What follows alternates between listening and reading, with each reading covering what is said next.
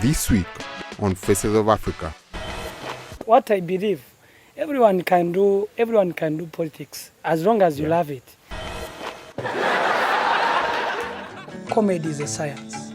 Comedy is not a stupidity thing. Fathiya, welcome to this week's podcast.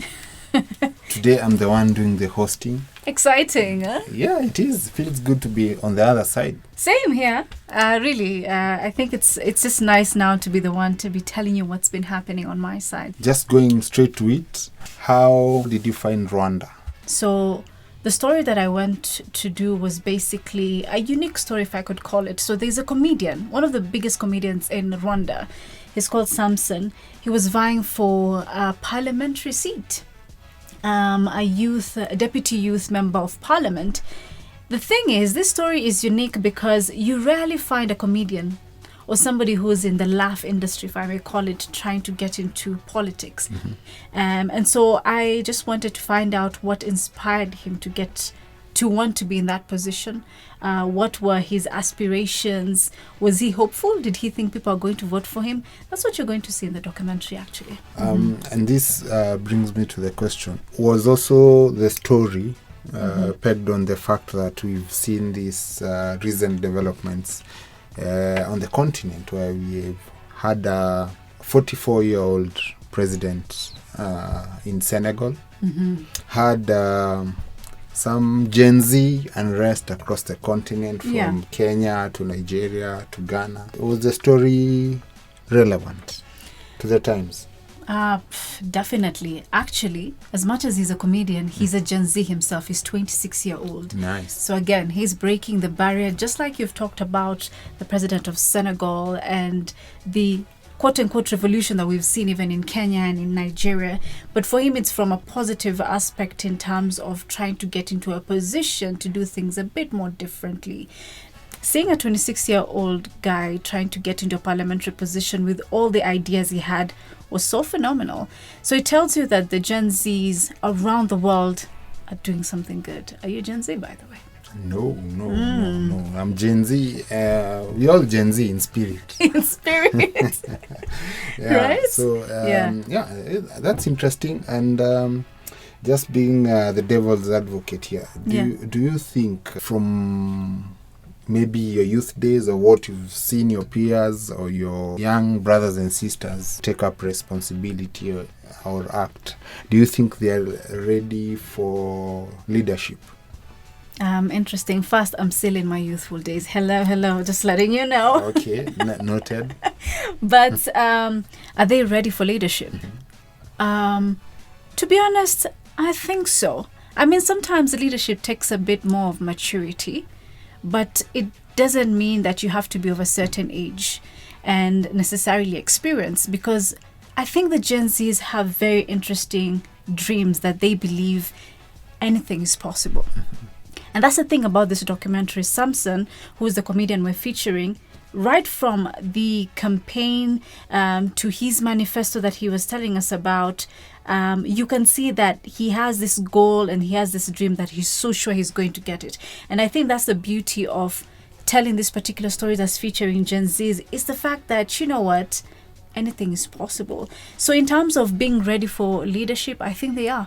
Actually, I think they are more courageous than any other generation. Do you agree? I agree, but also are we ready?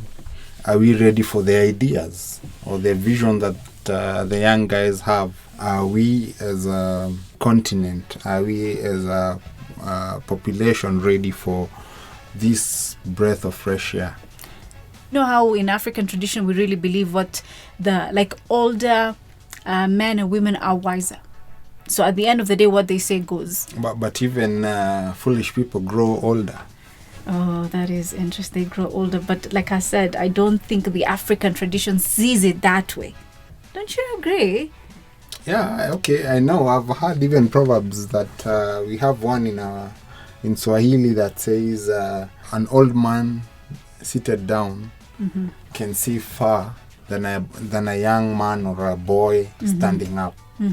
Because they've been there done it. They've been basically tried and tested. That's true. So that experience, I believe, gives them more insight and much more calmness. Yeah. Okay, I think I'm also growing old, but I find, Clearly. yeah, but I find that as you age, you become more conservative. That's true. And you tend to cling on to the beliefs you have, and anything that disagrees with you, you tend to rebut it and keep it far away from you. Granted, you have a point there, but again, from a Gen Z's point of view, I think as much as old people or people who are older and wiser are supposed to give their thoughts and should be listened to, Gen Z is also, I think what they appreciate more, even from the documentary that I've done with Samson, is they just want to be heard. They might not have the right answers. They might not be ready for certain positions, for instance, but they just want to be heard because they have the ideas and the right thoughts. They see something, they go for it. They, in fact, take it. And that's what I find so commendable. Even when you watch the documentary, you'd see that Sam, as much as he might find hiccups here and there, he's positive about it. He's like, you know what, that's what I want and I'll go for it. The perception of winning is very high, as you can see my eyes. So I know that I'm going to win. But if we lose, we will know what to correct. This is our first trial. So I've never gone to try again. This is the first time. Coming back to the documentary, because I was also there during the elections, actually, I even saw the President Kagame voting that day. Cool. Do you know, when the results came out, he won by 99%. Nice. That basically means everyone voted for him. Everybody likes. I think the fact that, Paul Kagame won by 15% or over 99%, and there were two other contestants who got point something percent. It just shows that as much as people on the outside, and this is the mentality I had even when I was not in Rwanda, is that how can he get 99%? But when you talk to people, it seems legit. What other takeaways do you have for us? Yeah, I mean, just to assure the audience that the fact that he's a comedian, you're going to laugh a lot in the documentary. Nice. But that documentary takes you on a journey. So you'll see some up and down. I think it's going to be a very beautiful story just to see even how it pieces together and how it ends. And I think for a young person who's going to be watching this documentary, you're definitely going to be inspired. Lovely. Final question. And this is a spoiler. Spoiler alert. Does Sam win? Let's just say Sam did well for himself. For you to find out, just watch the documentary. Okay, so here guys, tune in this week on CGTN Africa, channel 409 on DSTV. Thanks, Fathiya. Thank you for having me. It's exciting to be on this other side. You see how sweet it is.